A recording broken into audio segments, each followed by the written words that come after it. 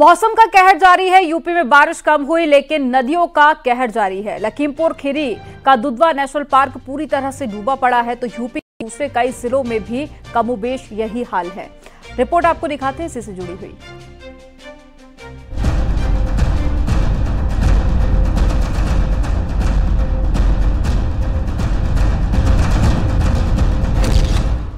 ये लखीमपुर खीरी है, जहां भी जिधर भी नजर जाएगी बस सैलाबी सितम नजर आएगा।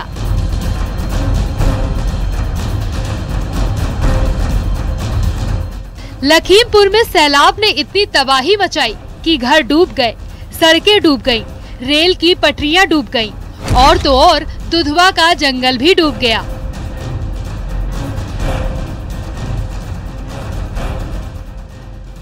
अब जरा दुधवा नेशनल पार्क का नजारा आपको दिखाते हैं। पहले तो ड्रोन से रिकॉर्ड इस तस्वीर को देखिए।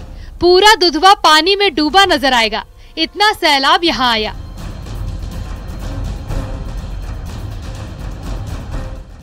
अब जरा जंगल के अंदर के हालात देखिए। गजराज पानी में अटखेलियां कर रहे हैं। हाथियों का पूरा झुंड पानी को पार कर खाने की जुगत में जंगल में भटक रहा है। तो दूसरी तरफ फॉरेस्ट के अफसर और रेंजर इन्हीं हाथियों की मदद से जंगल की निगरानी कर रहे हैं। इन तस्वीरों में नजारा साफ नजर आ रहा हो और तो और गैंडा और टाइगर भी पानी में लोटपोट मचा रहे हैं। लखीमपुर खीरी का दुधवा टाइगर रिजर्व भी इस समय सोहेली नदी में नेपाली नदियों से आने वाले पानी से बाढ़ग्रस्त हो गया है। लगभग 75% दुधवा टाइगर रिजर्व का ऐसा हिस्सा है जो पानी से भरा हुआ है। जंगल के रहने वाले टाइगर, राइनो समेत सभी जानवरों को अब ऊंचे स्थान पर जाने के लिए इस बाढ़ ने मजबूर कर दिया है। लेकिन जो जलचरी जानवर है, सर्पीय जानवर है, उनको भारी मुसीबत का सामना करना पड़ा क्योंकि उनके बिलों में और जो उन्होंने बनाए गए खो में पानी घुस गया, जिसको लेकर बहुत से जानवरों की मौत होने की संभावना जताई जा रही है। अब जरा रिहायशी इलाकों की ओर लौटते हैं। गांव के गांव पलायन कर चुके हैं। लोगों ने घर छोड़कर सुरक्षित जगहों पर आसरा लिया है। लेकिन इस सैलाब से जुड़ा एक बेहद चौंकाने वाला खुलासा हुआ है। लखीमपुर में बाढ़ के पीछे साजिश, क्या खनन माफिया की करतूत से डूबे गाँव? शारदा में अवैध खनन बना विकराल सैलाब वजह। ऐसा हम नहीं बल्कि स्थानीय किसान और ग्राउंड जीरो के हालात रहे हैं। शारदा नदी खासकर जो पलिया कस्बा है उसमें तबाही का सबब बनी हुई है। हम शारदा पुल पे खड़े आपको दिखाने देते हैं कि शारदा नदी इसी पुल के नीचे से गुजरती है। आप विजुअल में देख सकते हैं इस समय जो पुल का हिस्सा है कुछ ही हिस्से में शारदा नदी बह रही है और पूरा हिस्सा खाली गुजरा हुआ है। इसका कारण जानकार लोग जो बता रहे हैं कि लगातार अवैध खनन इस पुल के किनारे किनारे करके पलिया की तरफ शारदा नदी का रुख कर दिया। लगातार अवैध खनन करने वालों ने मड पंप लगाकर इस शारदा नदी का में अवैध खनन किया। नदी जहाँ बहा करती थी, मूल रूप जिसका जो हुआ करता था, वहाँ पे पानी नहीं है और कस्बे में जाके लगातार पानी हिट कर रही है। लखीमपुर खीरी में यूं तो हर साल बाढ़ आई और आकर चली गई, लेकिन इस बार जो तबाही मची उसने लोगों को सोचने पर मजबूर कर दिया। अगर लाइन की पटाई हो जाए, रुकेगा पानी तभी। अगर वहाँ पुलिया पड़ जाती है तब भी हमारे यहाँ ये क्षेत्र नहीं बचेगा। और ये आज नहीं तो आदमी वाले 10 साल यहाँ का आदमी भागने पड़ेगा। ये पूरी नदी यही हो जाए। नदी का रुख बिल्कुल हमारे सामने है, आगे जो मरोचा के साइड से, और नदी पूरी सूखी पड़ी है। वहाँ बालू से पट गई है, वहाँ बालू है ही नहीं, उसमें पानी है नहीं, पूरी बालू से पटी पड़ी है। सबसे ज्यादा तबाही पलिया तहसील और पलिया कस्बे में फैली हुई है, क्योंकि इस बार श्रीनगर गांव के पास से पुल के नीचे से गुजरने वाली शारदा नदी ने अपना रास्ता बदल दिया और इसके पीछे की वजह है अवैध खनन।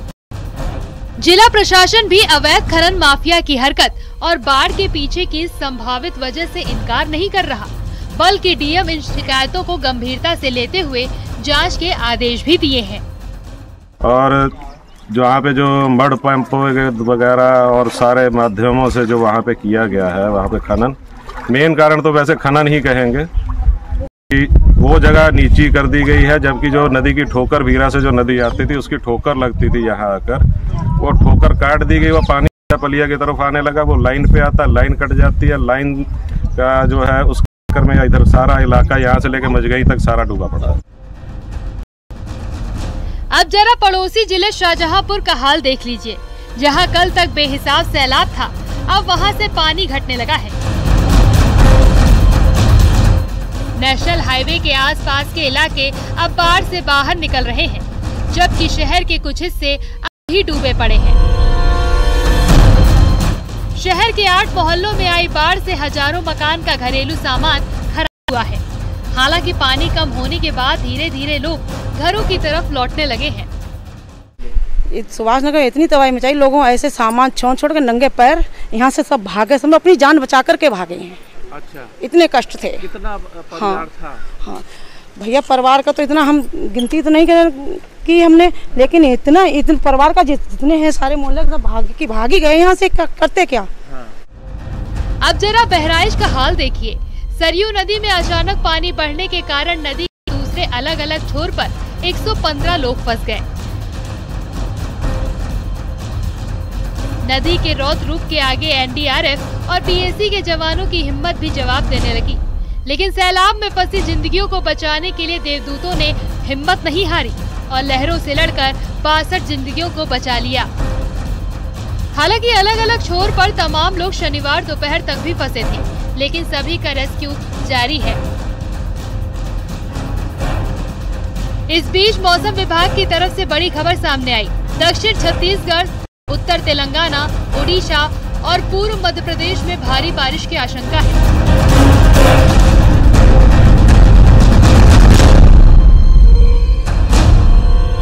इसके साथ ही गुजरात में तेज हवाओं के साथ अगले 4 से 5 दिन तक बारिश होने की आशंका है। उधर पूर्वी तट क्षेत्र में रेड अलर्ट, पश्चिमी तट क्षेत्र में रेड अलर्ट, मध्य भारत में ऑरेंज अलर्ट, उत्तर भारत में येलो अलर्ट जारी रहेगा, जबकि 22 जुलाई को उत्तर भारत में भारी बारिश हो सकती है।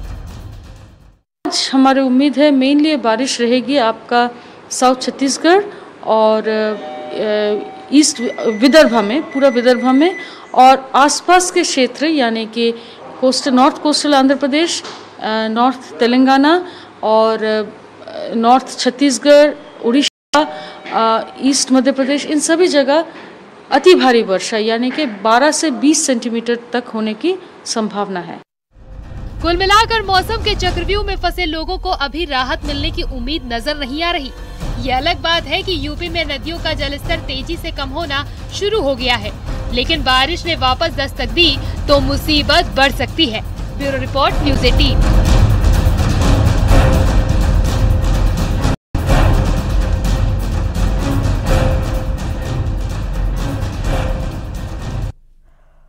मुंबई में भी बारिश का कहर जारी है। कई हिस्सों में भारी तबाही मची है तो उत्तराखंड में पहाड़ दरक रहे हैं। आफत ऐसी है कि इंसान जान बचाकर भागने को मजबूर है। रिपोर्ट आपको दिखाते हैं।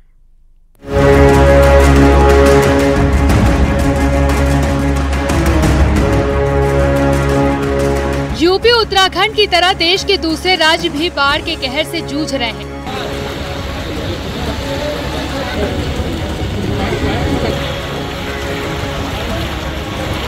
महाराष्ट्र से गुजरात तक सैलाबी से त्राहिमाम मचा है। अब जरा तस्वीर को देखिए। पहाड़ी राज्यों में बारिश ने कहर बरपाया है। मूसलाधार बारिश की वजह से उत्तराखंड के मसूरी में मंदिर का रास्ता भी बह गया, जिससे मॉल रोड पर मलबे का ढेर लग गया। गुजरात में पिछले कई दिनों से मूसलाधार बारिश की वजह से कई जिलों में बाढ़ की स्थिति बन गई है। इसके साथ ही मौसम विभाग ने भी और बारिश होने का अलर्ट जारी किया है। गुजरात के द्वारका में भी भीषण बाढ़ आई है। जहां नजर दौड़ाएंगे आपको पानी ही नजर आएगा। द्वारका के प्रमुख चौराहे डूब चुके हैं। द्वारका में बीते 26 घंटे में 21 इंच से ज्यादा बारिश दर्ज की गई है। लोगों के मकान, दुकान सब पानी में डूब गए हैं। गुजरात में भारी बारिश का कहर देखने को मिल रहा है। ये सीधे जो दृश्य है वो मैं आपको दिखाना चाहूँगा। आप जो दृश्य देख रहे हैं ये गुजरात का जो सुप्रसिद्ध मंदिर है, द्वारकाधीश का मंदिर, और उसकी ये भूमि है जहाँ पे बारिश का कहर देखने को मिल रहा है। ये पिछले 24 घंटों में यहाँ पे 22 इंच से भी ज़्यादा बरसात हुई है और उसी के चलते जहाँ आप देख सकते हैं सब जगह पे जल प्रलय है वो देखने को मिल रहा है। आप देख सकते हैं कि काफ़ी सारे लोग जो है जो यहाँ पे द्वारकाधीश के दर्शन करने भी आ रहे हैं, वो सब यहाँ पानी में से ही निकल के उनको जाना पड़ रहा है। ये सीधा ओखा की ओर जाता हुआ जो हाईवे है वो पानी में दिख रहा है। इसके चलते जो लोग हैं यहाँ पे जो द्वारका में दर्शन करने के लिए आते हैं, स्थानिक लोग हैं, सब लोग जो बारिश के कहर से मुश्किल का सामना करना पड़ रहा है। गुजरात के पोरबंदर में बारिश ने ऐसा कहर बरपाया कि कई रिहायशी इलाके सैलाब की चपेट में आ गए। सड़कों से लेकर सोसाइटी तक सब डूबे नजर आए।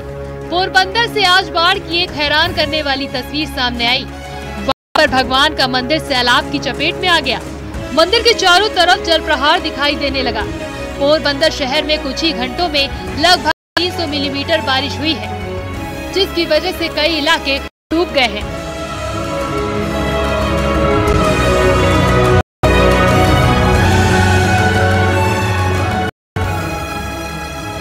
महाराष्ट्र के कई जिलों में भारी बारिश हो रही है, जिसकी वजह से कई निचले इलाके डूब गए हैं। मौसम विभाग ने महाराष्ट्र के 9 जिलों के लिए ऑरेंज अलर्ट जारी किया है।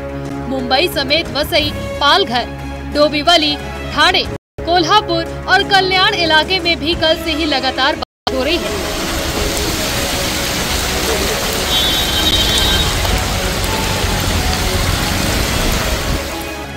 और इस बारिश का अंजाम भी सामने दिख रहा है। मुंबई में फेरी सबवे डूब गया है। समंदर में ऊंची ऊंची लहरें उठ रही हैं। उधर भिवंडी में जलभराव से परेशानी हो रही है, तो वसई में सड़कों पर सैलाब उमड़ आया।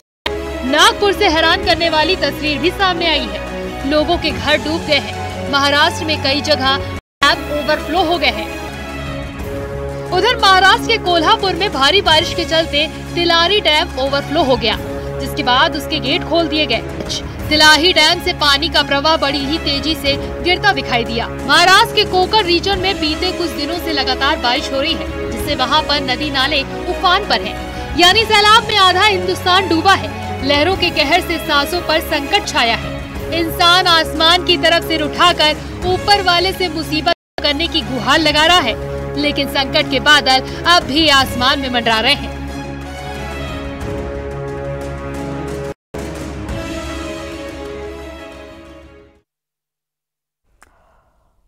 और गुजरात में बारिश और बाढ़ ने कितनी तबाही मचाई है, इस रिपोर्ट के जरिए आपको दिखाते हैं।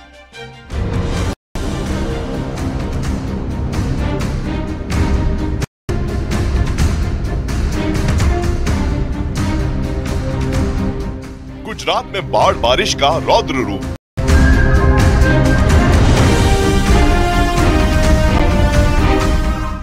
नदियों में उफान, डूबे शहर और गांव।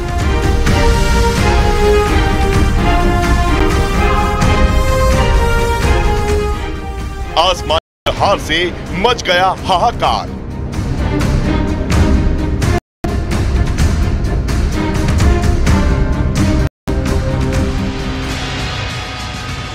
चारों तरफ जल प्रहार और उसके बीच में अटकी 3 जान।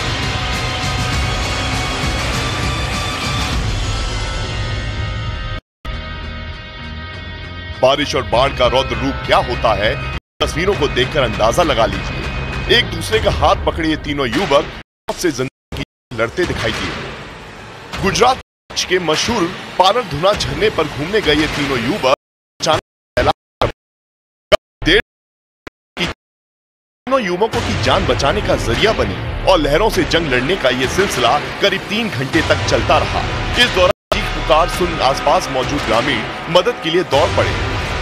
झरने के पानी का बहाव इतना तेज था कि किसी की भी उसमें उतरने की हिम्मत नहीं हुई। उसके बाद कहीं से किसी का इंतजाम किया गया।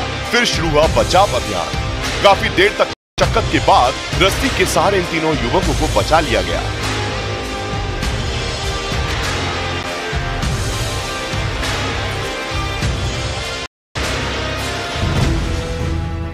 गुजरात के जिले बाढ़ की चपेट में है। द्वारका में तेज बारिश की वजह से नदी नाले उफान पर हैं। द्वारका के भाटिया से एक हैरान करने वाली तस्वीर सामने।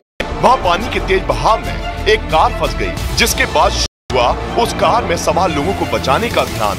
वहीं मौके पर एनडीआरएफ के कई जवान रस्सी लेकर लहरों से जंग लड़ते कूद पड़े और काफी संघर्ष के बाद कार में सवार दोनों युवकों को बचा लिया गया।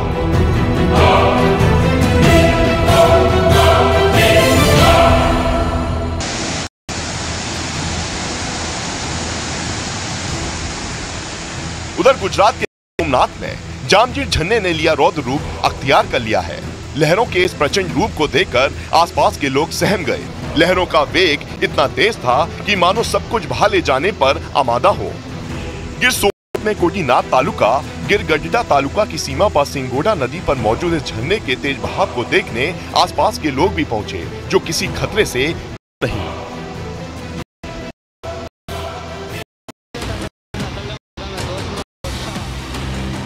गुजरात राजकोट में बाढ़ से हाल बेहाल है।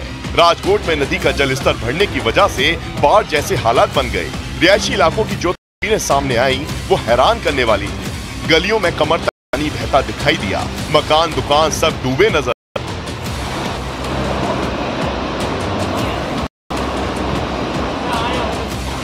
ऐसा लग रहा था मानो रिहायशी इलाकों में कोई नदी बह रही हो। जानकारी के मुताबिक पिछले 2 दिन से गुजरात के राजकोट में बारिश जारी है। ऐसे में नदियों का जलस्तर बढ़ गया, जो नदी के पास के इलाकों पर कहर बनकर टूटा। गुजरात के पोरबंदर में बाढ़ ने कोहराम मचा रखा है। हर जगह तबाही ही तबाही नजर आ रही है। पोरबंदर में सैलाब के प्रहार से रेलवे की ये भारी भरकम लाइन ही बह गई। पानी का बहाव इतना तेज था कि रेलवे लाइन के नीचे की जमीन ही बह गई और उसके नीचे से सैलाब बहने लगा। मौके पर भारी मशीनों के सहारे पानी के प्रहार को रोकने का सिलसिला शुरू हुआ। हमारे लोगों ने अलर्टनेस दिखाते हुए और जैसे पानी आया ट्रेन सर्विसेज को हम लोगों ने फिर रोका, जिससे कि कोई पुनः क्षति ना हो। और हम लोगों ने जो रिस्टोरेशन के लिए रिलीफ मटेरियल है वो जल्दी से जल्दी हम लोगों ने मूव किया है, जिससे कि रिस्टोरेशन तेजी से हो सके। गुजरात के पोरबंदर में बारिश ने ऐसा कहर बरपाया कि रिहायशी इलाके सैलाब की चपेट में आ गए। सड़कों से लेकर सोसाइटी तक सब डूबे नजर आए। पोरबंदर के राजीव नगर में कमर तक बाढ़ का पानी दिखने लगा। लोगों के मकान डूब गए।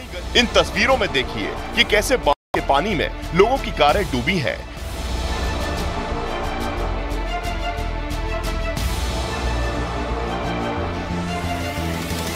वहीं गलियों में खड़ी मोटरसाइकिल का नामो निशान तक नजर नहीं आ रहा है। पोरबंदर में इतनी बारिश हुई कि सब कुछ जहां था वहीं ठहर गया। लोगों को कहीं आने जाने में काफी परेशानियों का सामना करना पड़ा।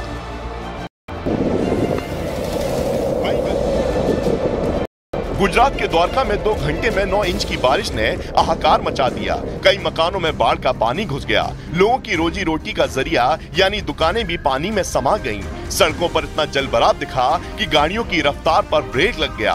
द्वारका में कहीं गाड़ियां फंस गईं तो कहीं सड़क पर रेंगती हुई दिखाई दी, जिसकी वजह से लोगों को जरूरी काम से लेकर बच्चों को स्कूल छोड़ने के लिए इसी पानी के दरिया से गुजरने के लिए मजबूर होना पड़ा। द्वारका से आई तस्वीरों को देखकर तो ऐसा लगा कि मानो लोग सड़कों पर नहीं चल रहे बल्कि कोई झील पार कर रहे हों। द्वारका में भारी बारिश की वजह से तेली नदी का जलस्तर बढ़ गया।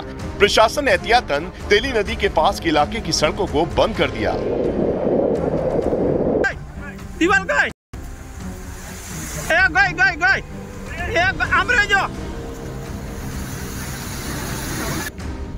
गुजरात में क्या शहर क्या गांव, हर जगह बाढ़ ने हाहाकार मचा रखा है। जूनागढ़ की ये तस्वीरें देखिए। ओजत नदी में जलस्तर इतना बढ़ गया कि कंक्रीट से बने उसके किनारे टूट गए और देखते ही देखते लोगों के खेतों में सैलाब उमड़ आया। पानी के इस प्रहार के बाद वहां मौजूद किसान सहम गए।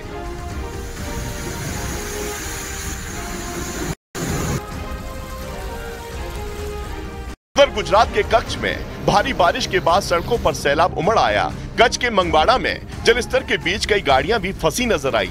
सड़कों पर ऐसा लग रहा था कि मानो कोई नदी बह रही हो। फुल ट्राफिक થઈ ગઈ છે ભાઈ, ગાડી નીકળતી નથી।